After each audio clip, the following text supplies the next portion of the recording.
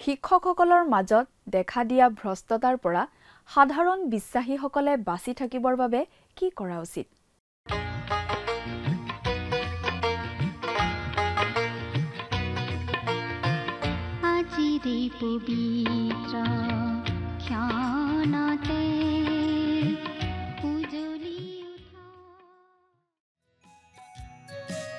Jesus তোমাৰ অবিহনে আজি মোৰ জীৱন আৰু একো নিবিচাৰো। যিছু তোমাৰ অবিহনে আজি মোৰ জীৱন আৰু একো নিবিচাৰো।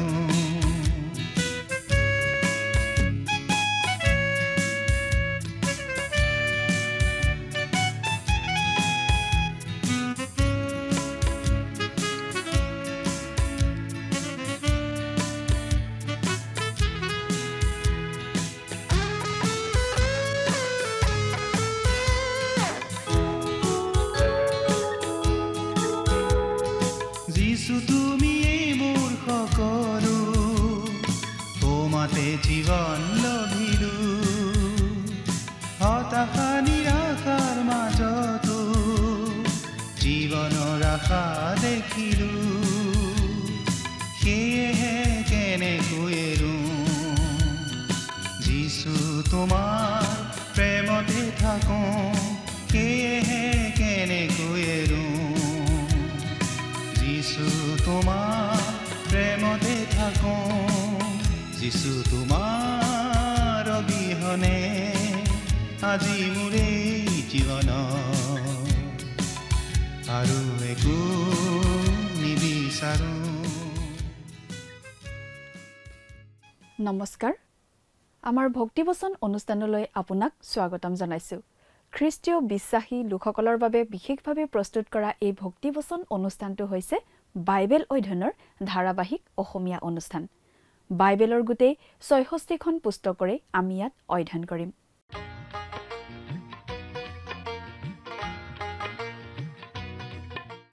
প্ৰিয় দৰ্শক, আপুনি যদি আমাৰ এই অনুষ্ঠানটো নিয়মিতভাৱে শুনি আছে, তেনেহ'লে আপুনি নিশ্চয় জানে যে আমি আমাৰ আগৰটো অনুষ্ঠানত বাইবেলৰ এখন পুস্তকৰ অধ্যয়নৰ সামৰণি মাৰিছিলোঁ। গতিকে আজিৰ অনুষ্ঠানত বাইবেলৰ আন এখন পুস্তকৰ অধ্যয়ন আৰম্ভ কৰা হ'ব। পুস্তকখন হৈছে বাইবেলৰ নতুন নিয়ম খণ্ডৰ পিতৰৰ দ্বিতীয় পত্ৰ বা চমুকৈ দ্বিতীয় পিতৰ নামৰ পুস্তকখন। আজিৰ অনুষ্ঠানত আমি এই দ্বিতীয় পিতৰ পুস্তকৰ এটা চমু পৰিচয় আগবঢ়াই ১ নম্বৰ অধ্যায়ৰ ১ নম্বৰ পদটো পঢ়ি তাৰ ভিত্তিত আগবঢ়োৱা আলোচনা শুনিবলৈ পাম। এই দ্বিতীয় পিতৰ পুস্তকখনৰ প্ৰথমটো অধ্যায়ৰ প্ৰথমটো পদৰ পৰাই আমি বুজি পাওঁ যে প্ৰভু যীশুৰ মৰমৰ শিষ্য চিমোন পিতৰ এই পত্ৰখনৰ লেখক। এই পত্ৰখনৰ লেখক কোন সেই বিষয়ে প্ৰশ্ন উত্থাপন কৰা পণ্ডিতো আছে।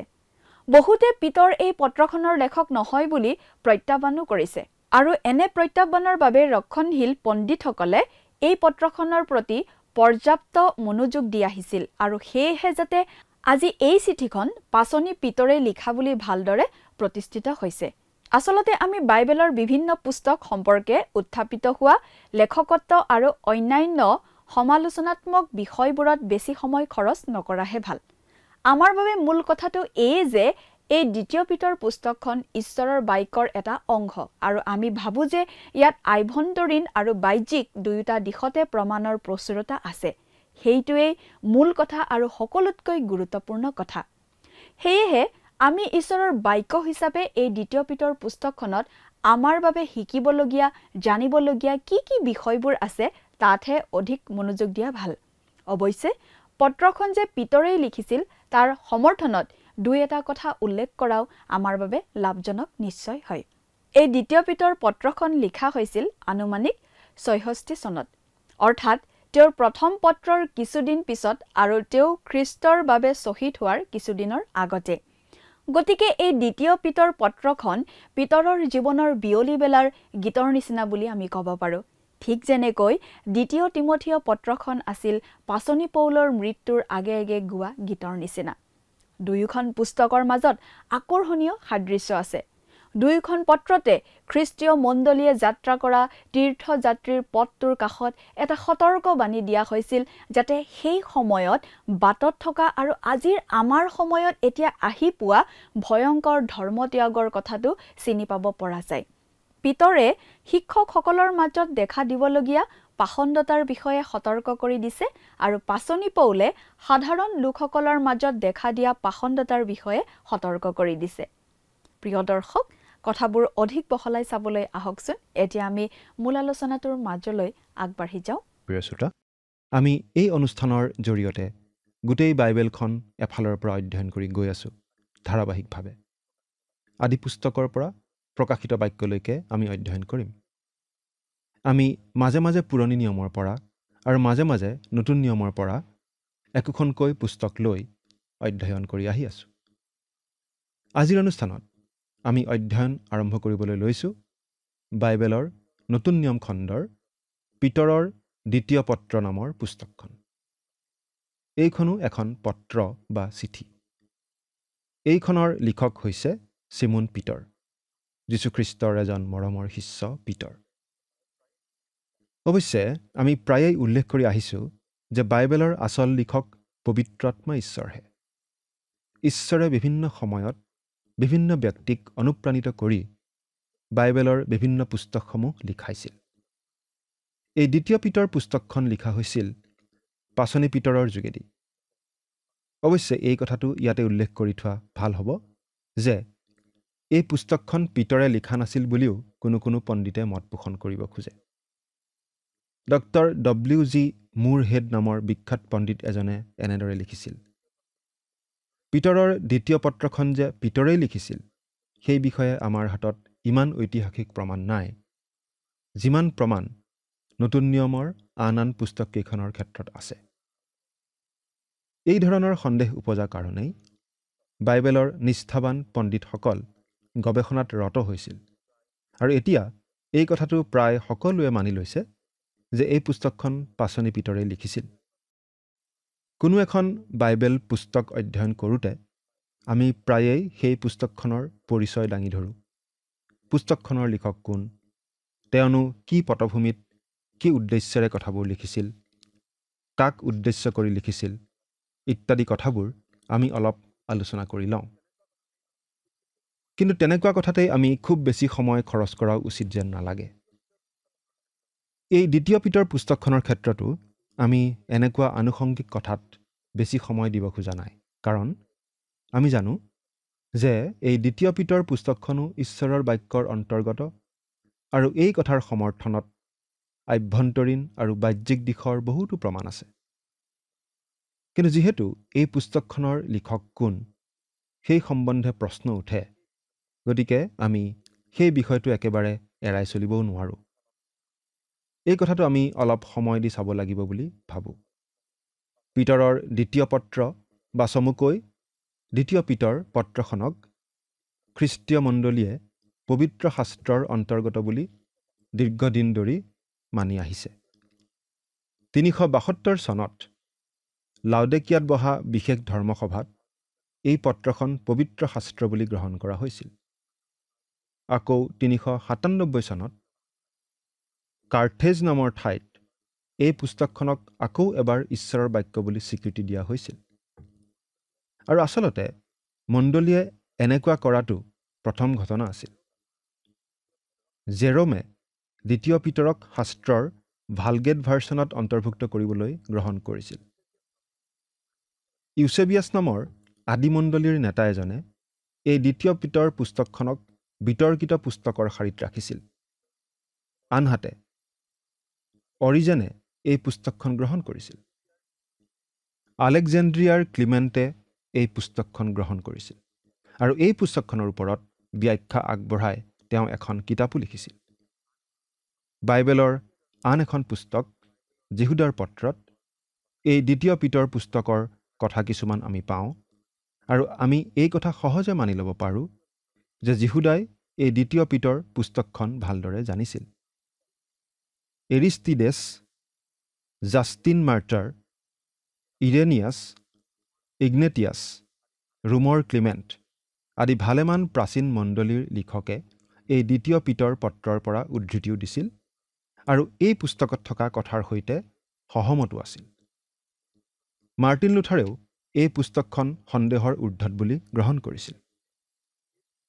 কেলভিনে এই পুস্তক সম্বন্ধে অলপ সন্দেহ প্ৰকাশ কৰিছিল ঠিকেই, কিন্তু তেওঁ পুস্তকখন প্ৰত্যাখ্যানো কৰা নাছিল। এই কথাবোৰে এই পুস্তকখনৰ ঐতিহাসিক পটভূমিৰ অলপ ধাৰণা আমাক দিয়ে। কিন্তু কিছুমান লোকে এই পুস্তকখনৰ বিষয়ে সন্দেহ প্ৰদৰ্শন কৰিলে বুলিয়েই আমি এই পুস্তকখন ঈশ্বৰৰ বাক্য নহয় বুলি বা পাচনি পিতৰে নিলিখা বুলি ক'ব নোৱাৰোঁ। কাৰণ এই পুস্তকখনৰ বিৰুদ্ধে বিশেষ একো প্ৰমাণ নাই। কিন্তু এই পুস্তকখনতে বহুত কথা সোমাই আছে যিবোৰে এইখন পাচনি পিতৰে লিখা বুলি আমাক পতিয়ন নিয়াব পাৰে। বিশেষকৈ এই পুস্তকখনত থকা আত্মজীৱনীমূলক অংশ কিছুমানে এই প্ৰমাণ ভালদৰে দাঙি ধৰে। উদাহৰণস্বৰূপে দ্বিতীয় পিতৰ প্ৰথম অধ্যায়ৰ 13 আৰু 14 পদ, প্ৰথম অধ্যায়ৰ 16 পৰা 18 পদ আৰু তৃতীয় অধ্যায়ৰ প্ৰথম পদ। এই কথাখিনি পঢ়ি আমি নিশ্চিতভাৱে ক'ব পাৰোঁ যে এই পুস্তকখন পাচনি পিতৰে লিখা এখন পত্ৰ। পিতৰে এই দ্বিতীয় পত্ৰখন লিখিছিল আনুমানিক 66 চনত। তেওঁ প্ৰথম পত্ৰখন লিখাৰ কিছুদিন পাছতেই। দ্বিতীয় পিতৰ 3 অধ্যায় প্ৰথম পদত এই কথা আমি পাওঁ। আৰু এই পত্ৰখন লিখা হৈছিল পাচনি পিতৰ খ্ৰীষ্টীয় বিশ্বাসৰ বাবে শ্বহীদ হোৱাৰ কিছুদিন আগতে। দ্বিতীয় পিতৰ প্ৰথম অধ্যায় 13 আৰু 14 পদ চালে আমি এই কথা বুজি পাওঁ। এই দ্বিতীয় পিতৰ পুস্তকখন পাচনি পিতৰৰ বিদায় গীতৰ নিচিনা। যেনেকৈ দ্বিতীয় তিমথিয় পুস্তকখন পাচনি পৌলৰ বিদায় গীত বুলি আমি ক'ব পাৰোঁ। দুয়োখন পুস্তকৰ মাজত চকুত পৰা ধৰণৰ বহুতো সাদৃশ্য আছে। দুয়োখন পুস্তকতেই খ্ৰীষ্টীয় মণ্ডলীক এই বিশেষ সাৱধানবাণী শুনাই দিয়া হৈছে যে শেষকাল ওচৰ চাপি আহিছে আৰু শেষকালত ধৰ্মভ্ৰষ্টতাই দেখা দিব। আৰু আজি আচলতে এনেকুৱা এটা সময় উপস্থিত হোৱা আমি দেখিছোৱেই। সেই সময়ত যিটো আকাশৰ এচপৰা সৰু মেঘৰ নিচিনা আছিল, আজি সেই কণমানি মেঘ চপৰাই যেন কলীয়া ডাৱৰৰ নিচিনা গোটেই আকাশখন ছানি পেলাইছে আৰু যেন আহিবলগীয়া প্ৰচণ্ড ধুমুহাৰ আগজাননীহে বহন কৰিছে। পিতৰে খ্ৰীষ্টীয় শিক্ষকসকলৰ মাজত বিশ্বাসহীনতা, ধৰ্মভ্ৰষ্টতা আদি দেখা দিব বুলি সাৱধানবাণী শুনাইছে আৰু পাচনি পৌলে সাধাৰণ বিশ্বাসীসকলৰ মাজত এনে অৱস্থাই দেখা দিব বুলি জনাই দিছে। পিতৰ আৰু পৌল দুয়োজনেই তেওঁলোকৰ আহিবলগীয়া মৃত্যুৰ কথা আনন্দৰ ভাৱেৰে ঘোষণা কৰিছে। দ্বিতীয় পিতৰ প্ৰথম অধ্যায় 13 আৰু 14 পদ আৰু দ্বিতীয় তিমথিয় 4 অধ্যায় 6 পৰা 8 পদ পঢ়িলে আমি এই কথা পাওঁ। পৌলে লিখিছিল যে তেওঁৰ মৃত্যুৰ সময় চমু চাপি আহিল বুলি তেওঁ বুজি পাইছে। তেওঁৰ বিদায়ৰ সময় আহিল। তেওঁ বিশ্বাসৰ দৌৰত ঠিকমতে দৌৰিলে। জীৱনৰ দৌৰত তেওঁ ব্যস্ত আছিল। নিষ্ঠাৰে তেওঁ কাম কৰি গৈছিল।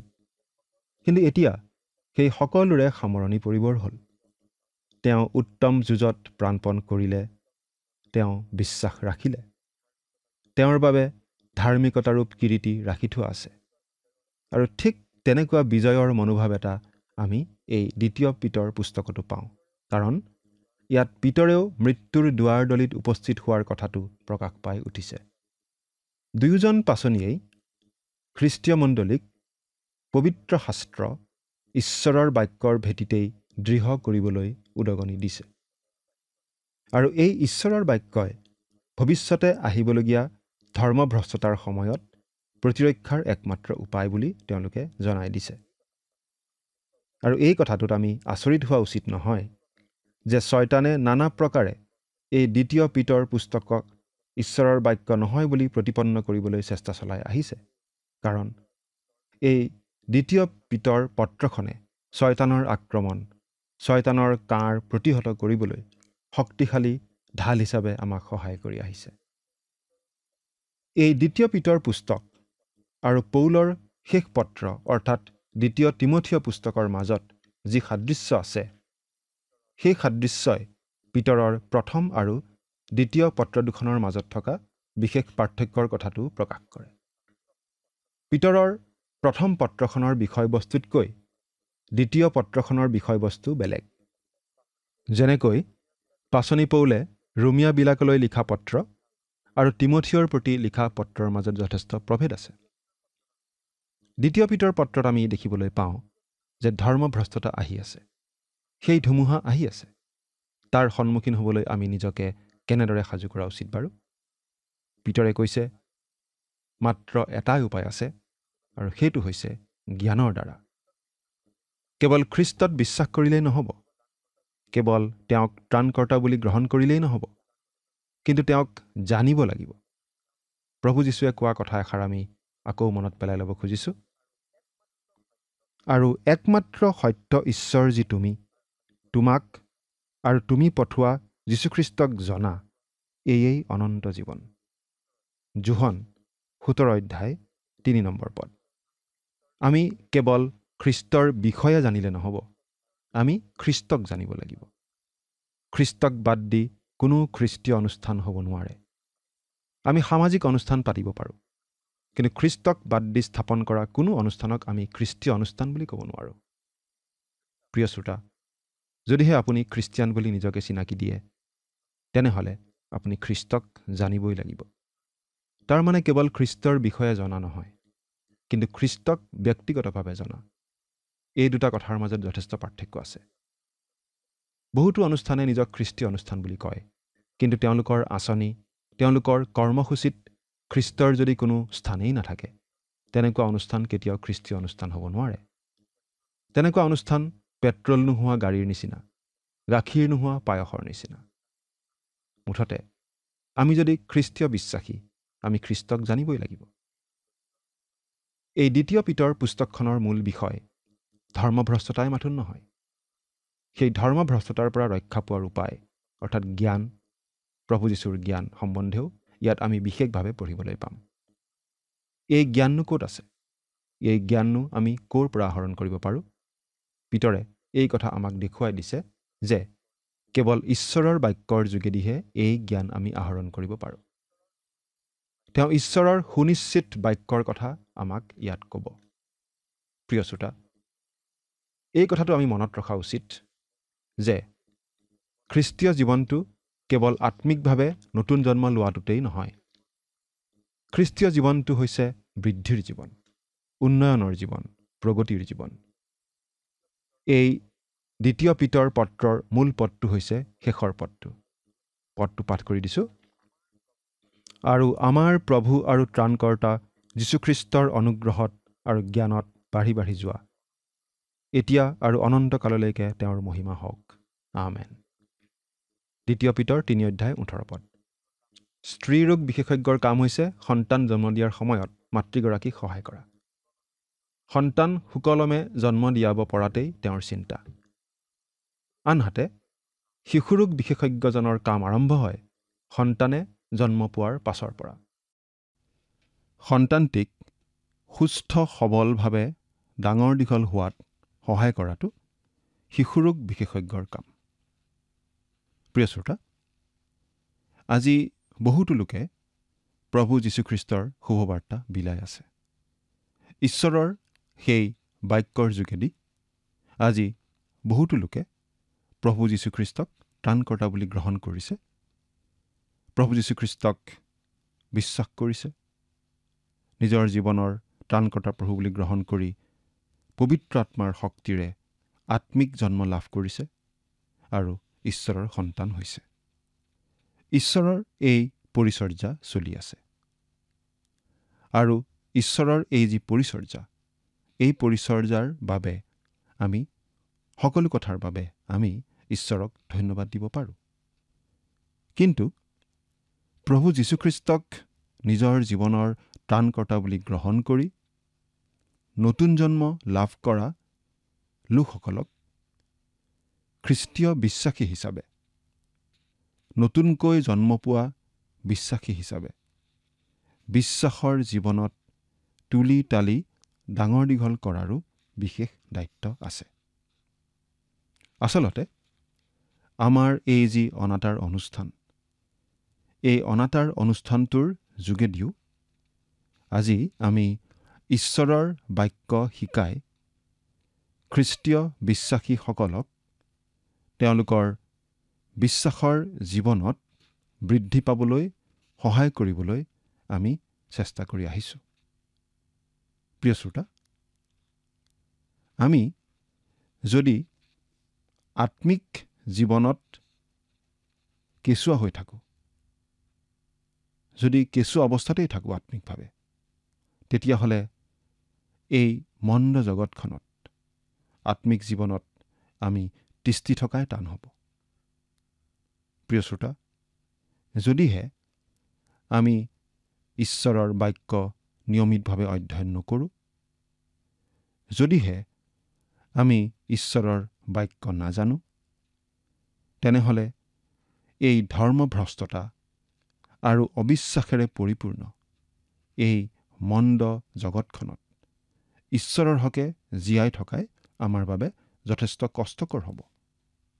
আৰু এই কথাটোকেই পাচনি পিতৰে তেওঁ লিখা এই দ্বিতীয় পত্ৰখনৰ যোগেদি আমাৰ আগত বিশেষভাৱে প্ৰকাশ কৰিছে।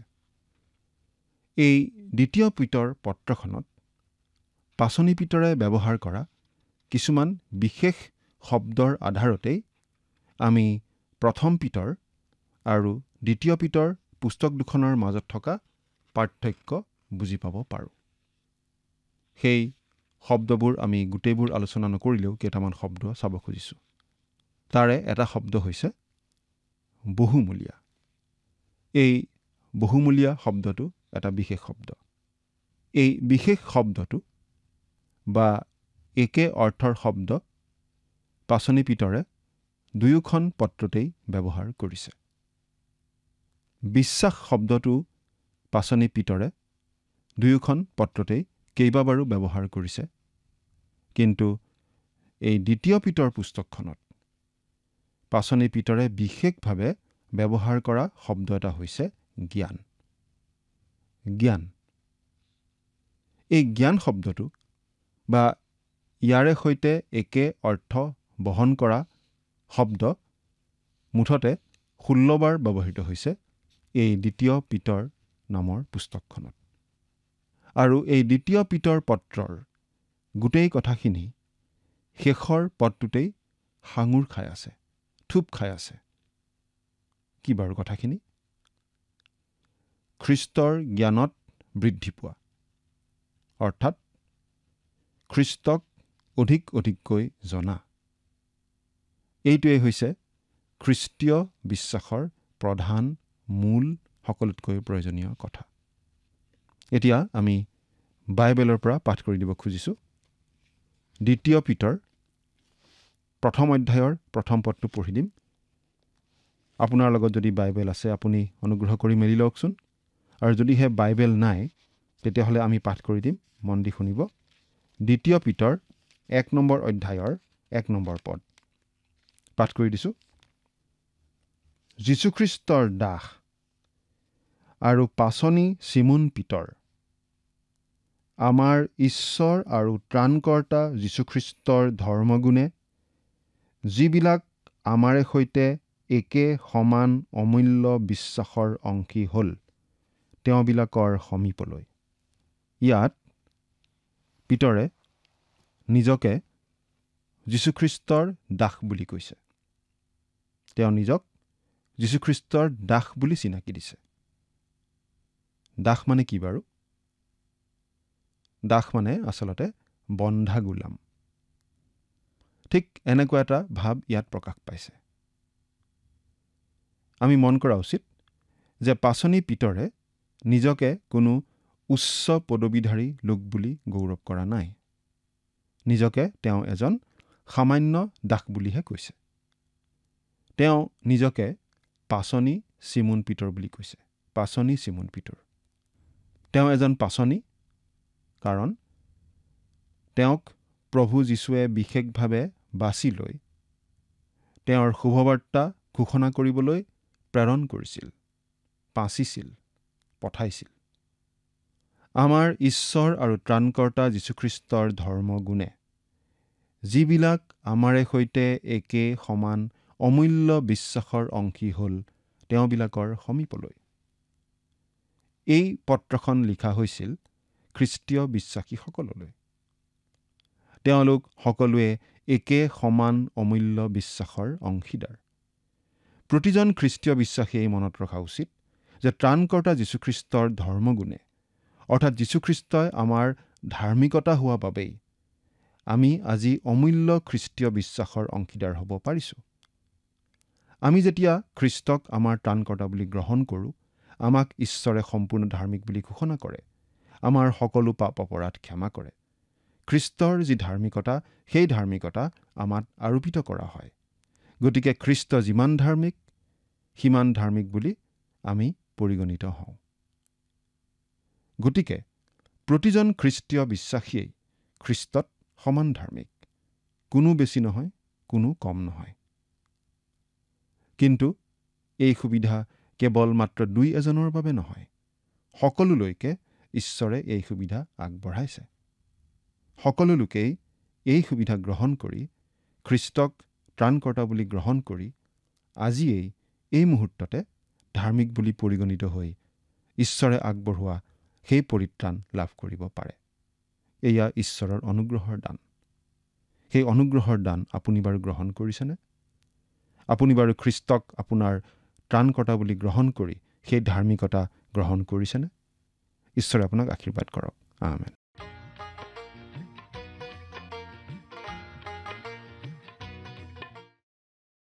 এই চুটি অথচ অতি গুৰুত্বপূৰ্ণ পত্ৰখন হৈছে পাচনি পিতৰৰ জীৱনৰ শেষ সময়ত লিখা গীতৰ নিচিনা।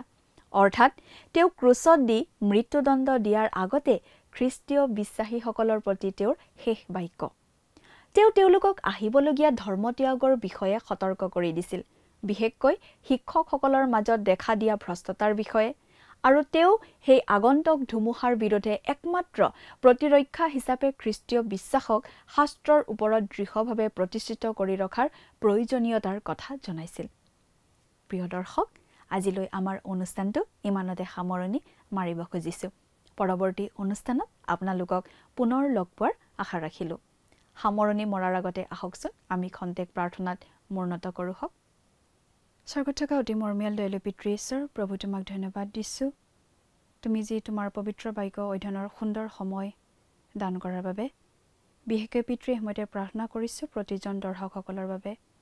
তেওঁলোকক প্ৰভু তুমি আশীৰ্বাদ কৰা, তোমাৰ বাক্য বুজি পোৱাত প্ৰভু তুমি সহায় কৰা, যাতে প্ৰভু তেওঁলোকে তোমাৰ বাক্য তেওঁলোকৰ জীৱনত প্ৰভু যাতে মানি চলিব পাৰিব, আৰু এজন সৎ ব্যক্তিৰূপে যাতে তেওঁলোকে চলি প্ৰভু যাতে তোমাৰ গৌৰৱ যাতে কৰিবলৈ পাৰিব, আৰু তেওঁলোকৰ জীৱনৰ যোগেদি যাতে হ'ব তেনে আশীৰ্বাদ দান কৰিবা, আৰু তেওঁলোকৰ সকলো প্ৰয়োজনবিলাক প্ৰভু তুমি পূৰণ কৰিবা। এই সকলো যাচনা মহান ত্ৰাণকৰ্তা প্ৰভু যীশুখ্ৰীষ্টৰ নামত অৰ্পণ কৰিছোঁ। আমেন। প্ৰিয় দৰ্শক, যোৱা অনুষ্ঠানৰ প্ৰশ্নটোৰ শুদ্ধ উত্তৰটো হৈছে এনচাৰ অপশ্যন এ পৰ্বত। আজিৰ অনুষ্ঠানৰ ওপৰত আধাৰিত প্ৰশ্নটো হৈছে দ্বিতীয় পিতৰ পত্ৰখন কোনে লিখিছিল?